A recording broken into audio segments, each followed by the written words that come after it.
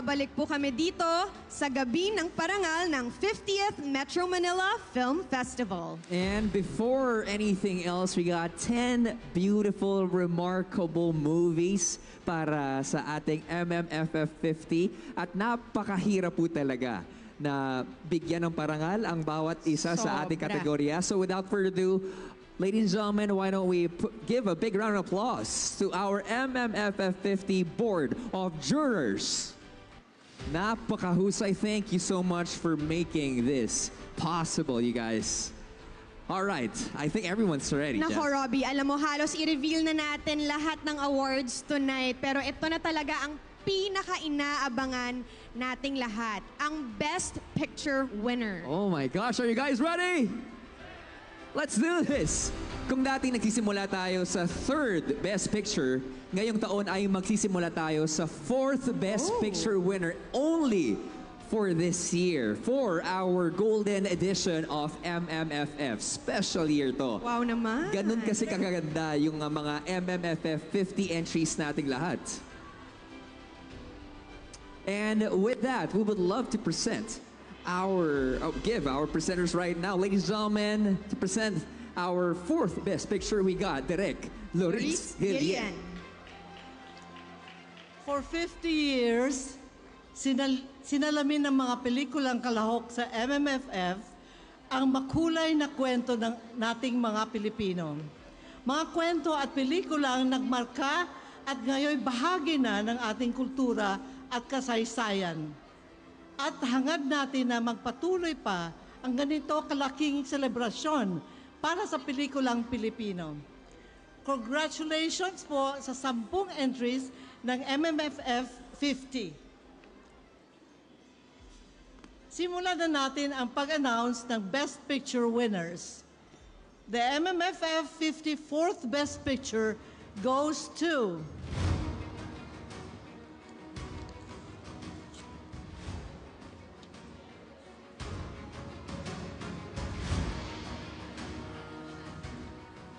Isang Himala.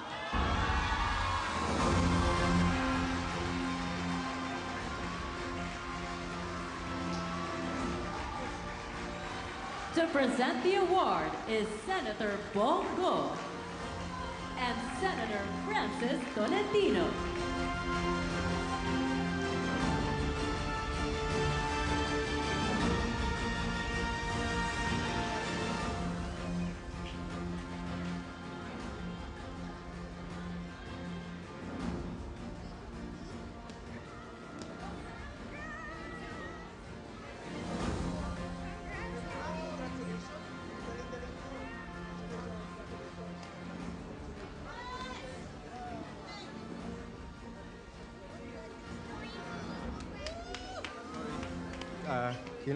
Kinakabahan ako and I just want to get everything right.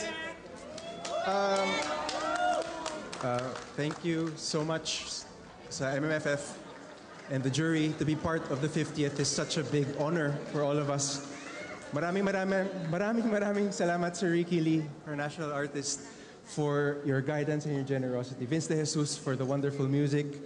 To my very brave producers, probably some of the bravest producers I know.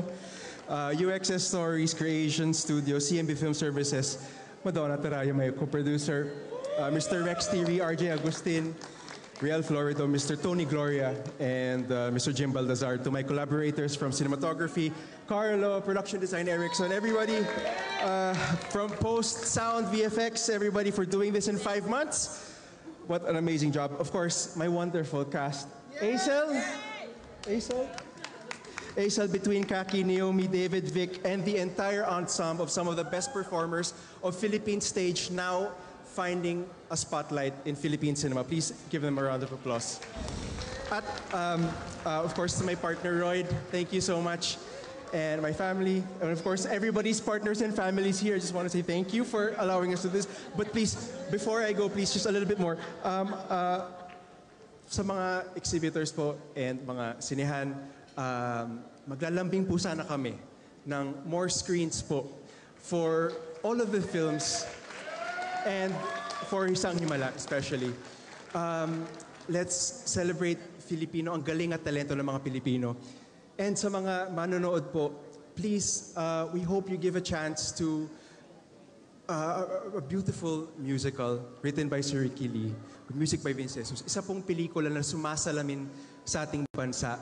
Isang pelikula, isang musical na wawasak sa atin at magbubuo sa atin muli. So maraming salamat po sa inyo lahat. Please give us a chance this weekend and watch the film Isang Himala po. And thank you so much to the MMFF for this wonderful honor. Thank you.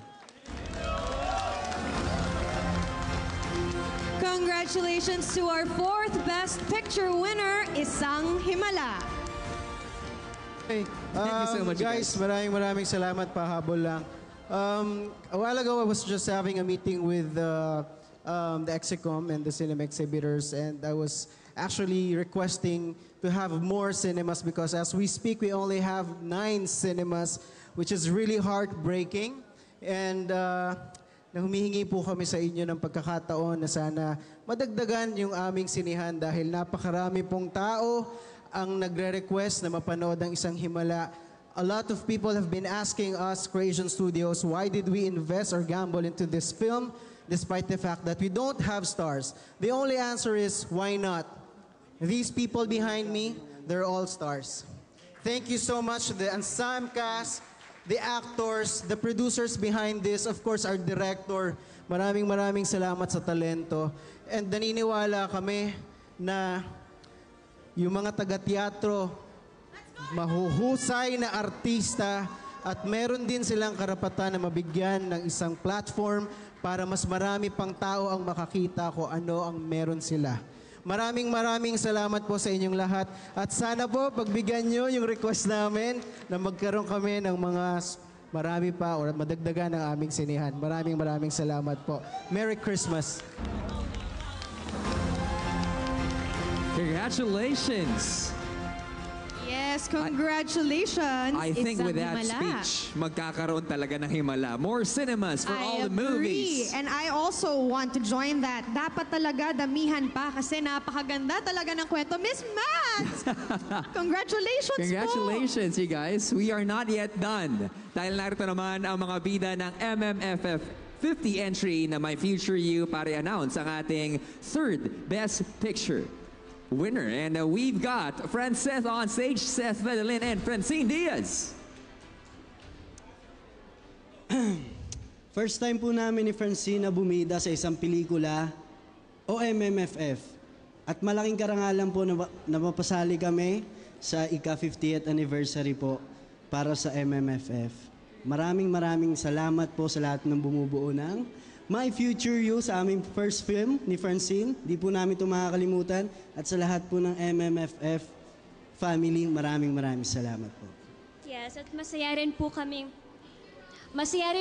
maging presenter para sa Third Best Picture Award. The MMFF 50 Third Best Picture Award goes to... Hindi ko ma-ulit.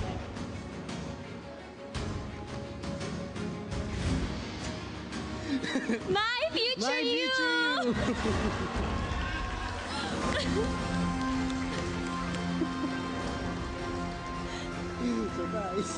Surprise! Thank you po. Thank you so much. To present the award, we have Senator Bongo and Senator Francis Tolentino.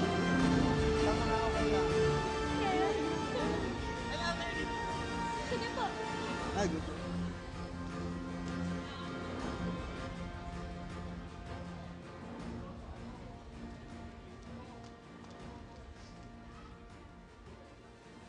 Oh, grabe. First of all, congratulations talaga to all 10 movies. Ang ganda talaga ng lineup natin this year sa 50th Metro Manila Film Festival. Second, thank you to the jurors, the MMFF, and the MMDA. Parang it's still, I guess I'll say it's still surreal for me to be the one up here tonight. If I were to be honest, I wish it was still Mother Lily up here accepting one last award, to be in the spotlight one last time. But as life would have it, diba? I can't control that.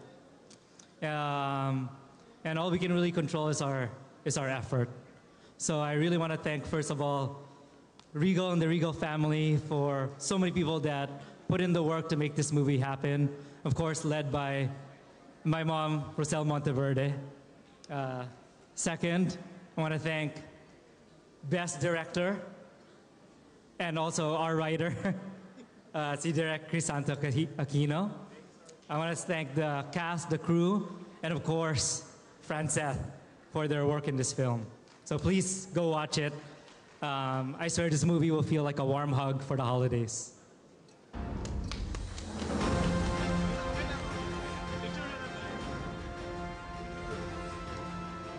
Again, a big congratulations to My Future You. Congratulations, third Best Picture winner.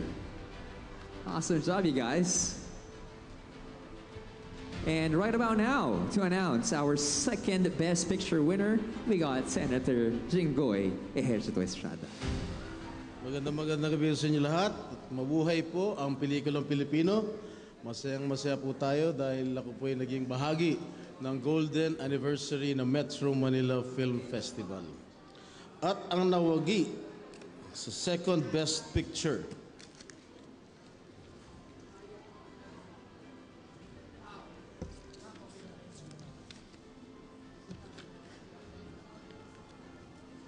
ay ang pelikulang The Kingdom,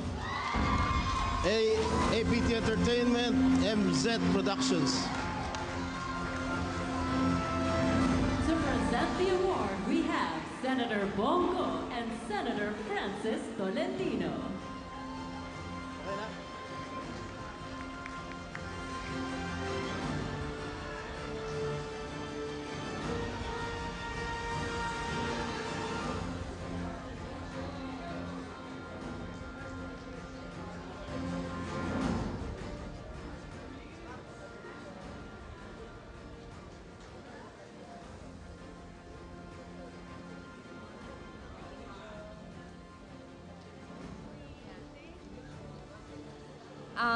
Tonight, I just like to take this opportunity to express my extreme gratitude.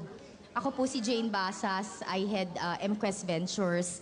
And I'd like to thank my co-producers, si Direk Mike Toviera from APT, si Vic Soto po, si Mr. Vic Soto from MZ, and of course, ang boss ko, ang chairman ng MQuest, si Manuel V. Pangilinan, for believing in the film from the very beginning, sa paghanap po ng pondo para itaya sa pelikula. Nagpapasalamat ako kay Direk Mike kasi nung February po, nilapitan niya ako at kwento niya sa akin yung pangarap niya sa isang pelikula na ang titulo at that time was Baluarte. In 5 minutes, I said, let's go, let's make this happen. Maraming salamat, Direk Mike, para sa tiwala sa isang unknown company like MQuest Ventures. Nagpapasalamat ako kay Papa P at saka kay Vic Soto kasi ang usapan namin ni Direk Mike, pag hindi pumayag si Bossing, pag hindi pumayag si Papa P, hindi namin gagawin. Thank you very much for loving the film, to the cast, the crew, the creative people, production people. Maraming salamat po. This will embolden us to make better, bolder, bigger films in the future. Maraming salamat po. May dadagdag lang po ako kasi tinanong ko si Bossing kung anong, sabi ko, Bossing, kung medyo swertihin tayo, meron ka bang gustong ipasabi? Ako nang bahala para sa'yo. Ang sinabi lang naman niya, of course, you guys know Bossing is a man of few words. Ang sinabi lang niya, maraming salamat sa bansa ng Pilipinas sa pagsuporta sa bansa ng kalayaan. Yun yung naman sinabi niya. So we dedicate this to him. Unfortunately, he couldn't be here. He's with his family. Pero maraming salamat, Bossing. Mabuhay ang Lakan, mabuhay ang The Kingdom. Maraming salamat po. Congratulations to our fourth Best Picture winner, Isang Himala, our third Best Picture winner, My Future You, and second Best Picture winner, The Kingdom. Pero Tim, ang tanong, anong pelikula kaya ang tatanghaling Best Picture para sa 50th Metro Manila Film Festival? Everyone here, gusto niyo ba bang malaman?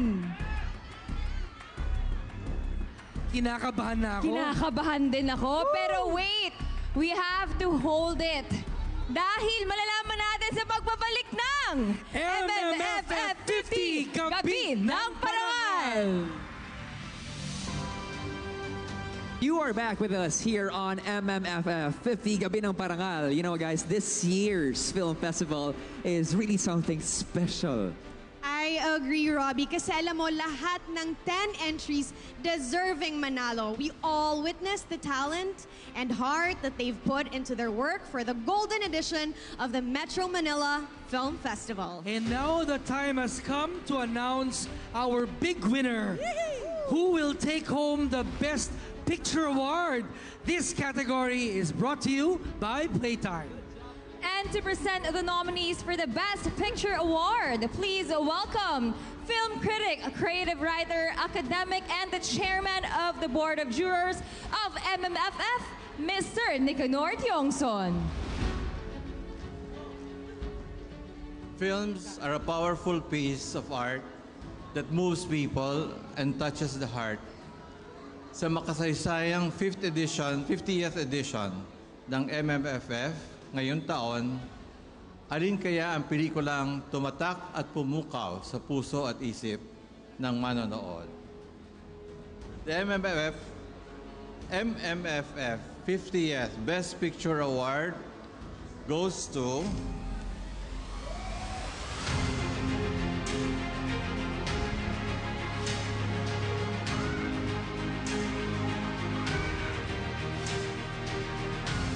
ang una at pinakamahusay na pelikula ay Green Bones, GMA Pictures.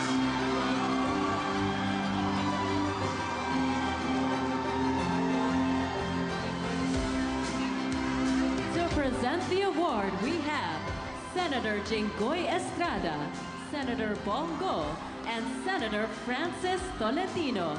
And to present a check from Playtime is Miss Sofia Pilapil.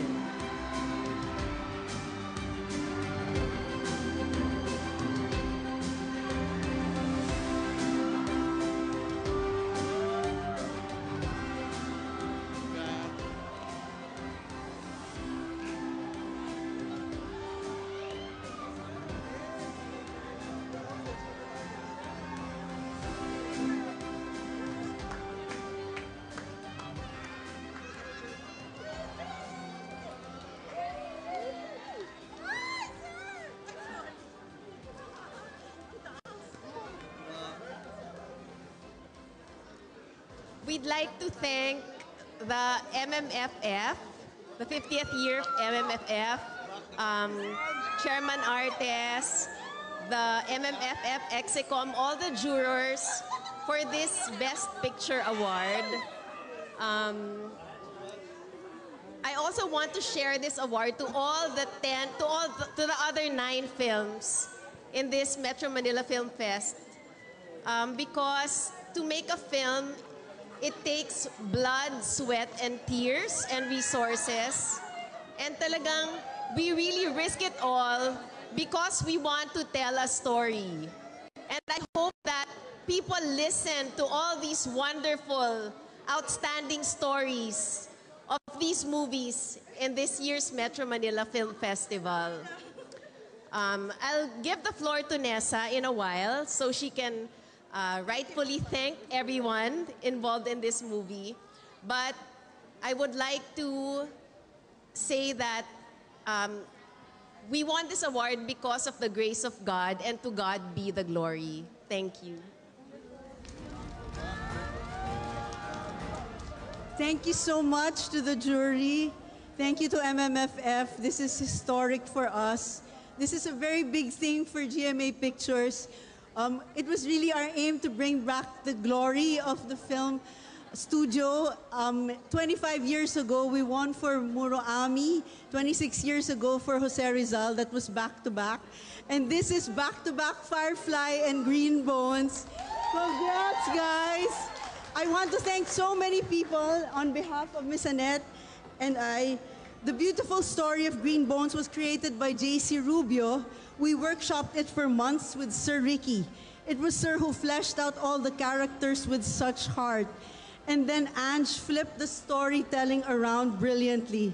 Finally, Ben Tol, our editor, rewrote the script with this edit, and that was amazing. Direct Zig was running the ship and deserves so much recognition. So I want Direct Zig to thank our actors and the rest of the team.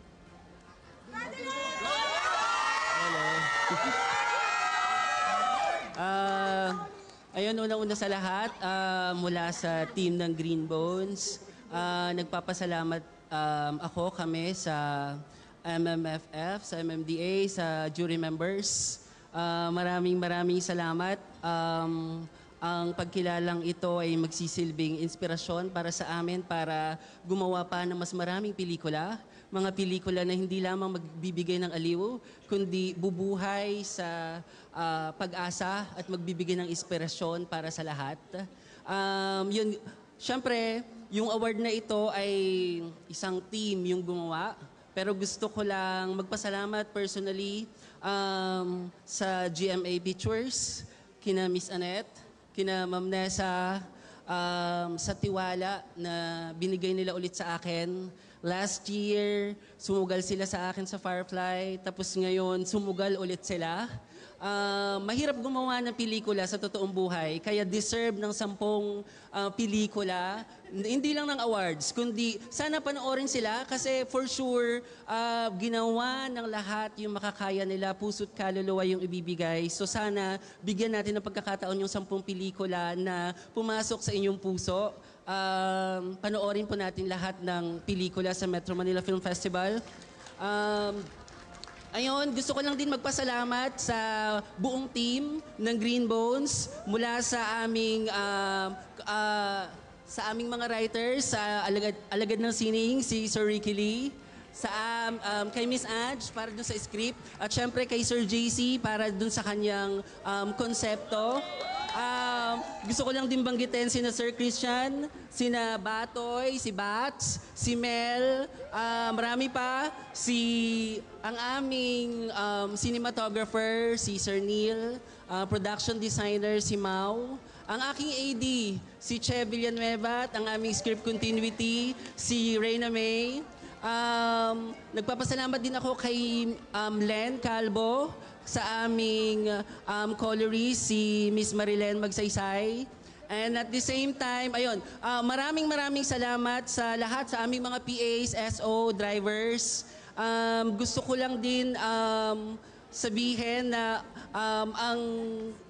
last year ang pelikula namin ay inalay namin sa mga nanay namin ni Miss Ange. Etong pelikulang ito ay inalay ng aming concept creator na si Sir JC sa kanyang tatay, na si Sir Saldi Rubio, para sa kanya itong award na ito. And gusto ko lang din i-share ang award na ito sa aking mentor, kay Armando Binglao, na nagturo sa akin kung paano maging tao at magpakatao sa loob at labas ng produksyon. Ang award po na ito ay para po sa lahat ng naniniwala sa kapangyarihan ng pag-asa, ng paglaya, at lahat ng naniniwala sa kapangyarihan ng pangarap. Lahat ng naniniwala sa kapangyarihan ng pelikulang Pilipino. Maraming salamat po. Sorry, nakalimutan ko. Gusto ko lang magpasalamat sa aking mga artista, si Dennis Trillo at si Ruru Madrid. Nagawa natin. Si Alex, na sobrang lapit sa puso ko, si Miss Isa Calzado, at lahat ng aktor na kakilala namin, si Miss Ruby Ruiz, na aming coach. Ayun, maraming salamat po sa lahat. Thank you.